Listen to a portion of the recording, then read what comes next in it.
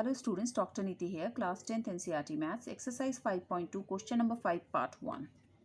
Find the number of the terms in each of the following AP. तो हमारे पास first AP है 7, 13, 19 और last में एक टर्म दे रखे 205, पर हमें ये नहीं पता है ये किस नंबर पे है.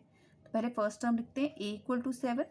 डी का फॉर्मूला a2 माइनस a1, क्योंकि उसको डी को कैसे करते हैं, दो कंसेक्यूटिव नंबर्स को माइनस करके, that is 13 minus 7 equal to 6. अब लास्ट टर्म दे रखी है, n नहीं पता तो an है ये, an इक्वल टू 205. an का फॉर्मूला लिखते हैं, an equal to a plus n minus 1d. Value put करते हैं, an कितना है 205 पुट कर दिया, a कितना है 7 पुट कर दिया. n हमें दिया नहीं है इसलिए n minus 1 as it is, और d कितना दे रखा है 6, तो 6 लिख दिया. अब शिफ्टिंग का तरीका कैसे बताया मैंने, ये कांस्टेंट है, ये वेरिएबल के साथ जुड़ा है इसलिए पूरा वेरिएबल, पहले कांस्टेंट शिफ्ट होगा. तो 205 minus 7 is 198 equal to n minus 1 6. और फिर दो टर्म्स दिख रही है, एक ब्रैकेट में एक without bracket.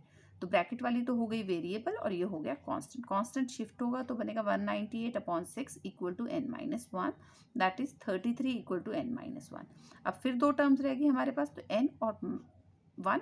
n is your variable, minus 1 is your constant. Constant के पास जाएगा तो 33 प्लस 1 इज 34. यही हमारा आंसर आएगा. Thank you.